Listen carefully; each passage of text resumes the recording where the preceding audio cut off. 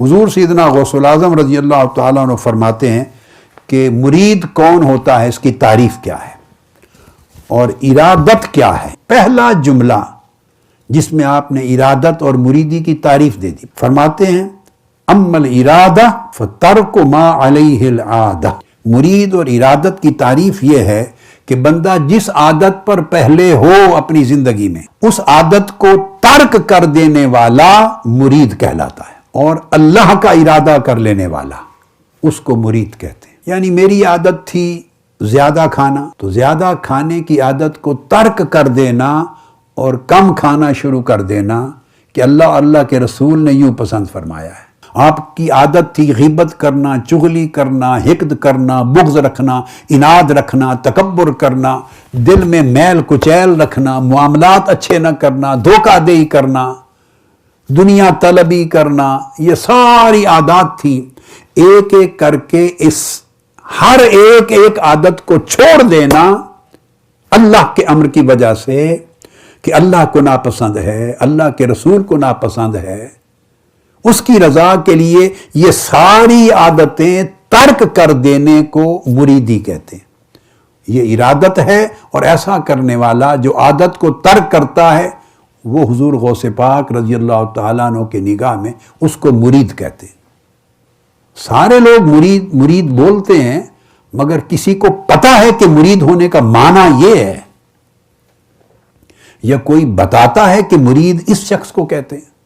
تو ہمارے ہاں مرید کا جو تصور ہے اس کا حضور غوث الاعظم رضی اللہ تعالیٰ عنہ سے کوئی تعلق واسطہ نہیں،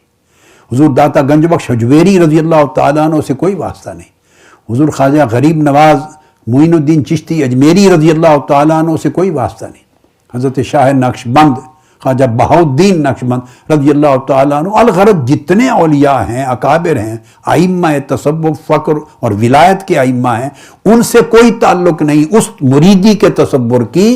جو ہمارے ہاں پایا جاتا ہے۔ آپ پوچھیں گے کہ یہ تصور بدل کے کیسے آ گیا ہمارے ہاں؟ جواب میں پہلے دے چکا ہوں۔ معاشی حاجت، کئی لوگوں کی کاروباری ضرورت، دنیاوی مفاد، دھندا، بس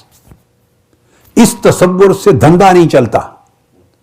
کہ آپ اگر عادت ترک کر دیں اللہ کی رضا کے لیے اور اپنا ارادہ عادت کے ترک کرنے پر جما دیں، تو اس کام سے کسی کا کاروبار نہیں چلتا، کسی کی دکان نہیں چلتی، کسی کا دھندا نہیں چلتا، لہذا اس تصور سے ہٹا دیا گیا۔ اسی کے بعد اگلا جملہ، میں ایک لفظ بھی درمیان میں قطع نہیں کر رہا ہوں، فرماتے ہیں وَتَحْقِيقُهَا نُهُودُ الْقَلْبِ فِي طَلَبِ الْحَقِّ وَتَرْكُ مَا سِوَاهُ۔ تو جب بندہ مرید بنتا ہے اور ارادت اس کے اندر پیدا ہوتی ہے، تو یہ پختہ تب ہوتی ہے ارادت یا مریدی پختہ تب ہوتی ہے کہ اس کا دل اللہ کی طلب میں کھڑا ہو جائے اور جم جائے، اس کا دل غفلت سے نکل آئے، بیدار ہو جائے، وَتَرْكُ مَا سِوَاهُ، اور فیصلہ کر لے کہ جو چیز میرے مولا کو، میرے اللہ کو منظور نہیں، میں نے وہ چھوڑ دی، جو میرے اللہ کو پسند نہیں میں نے چھوڑ دی، جو میرے اللہ سے دور کرتی ہے میں نے وہ عادت چھوڑ دی، وہ کام چھوڑ دیا، وہ فعل چھوڑ دیا، وہ عمل چھوڑ دیا، وہ خلق اخلاق چھوڑ دیا، وہ طور طریقہ چھوڑ دیا جو اللہ کو ناراض کرتا ہے، جو مجھے اللہ سے دور کرتا ہے۔ پھر حضور سیدنا غوث الاعظم رضی اللہ تعالیٰ عنہ تیسرا جملہ آگے لکھتے ہیں فَإِذَا تَرَكَ الْعَبْدُ الْعَادَةَ الَّتِي هِيَ حُظُوظُ الدُّنْيَا وَالْأُخْرَى فَتَجَرَّدَتْ حِينَئِذٍ إِرَادَتُهُ۔ جو دنیا کی لذتیں، راحتیں، چاہتیں، طلبات، رغبات، یہ حظوظ،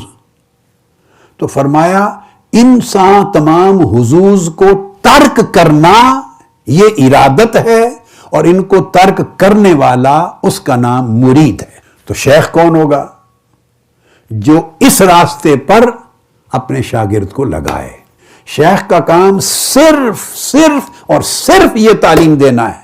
میں نے زور لگا کے کہا کہ کس طرح عادت کو ترک کرنا اور اپنے ارادے کو اپنے مولا کے لیے جما دینا،